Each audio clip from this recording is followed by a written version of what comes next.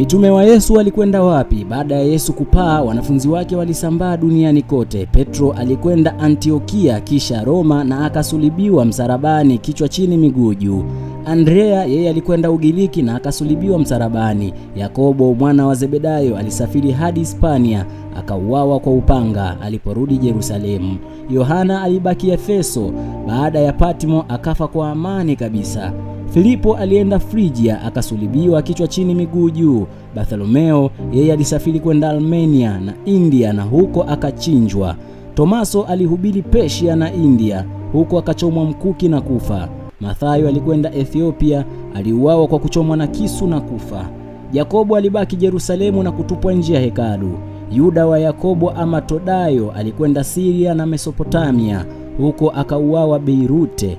Simoni Mkananayo huyu alikwenda Afrika Kaskazini, Persia, na akauawa huko. Matia aliyechukua nafasi ya Yuda Iskariote, yeye alikwenda Caspian, akapigwa na mawe na akakatwa kichwa na kufa.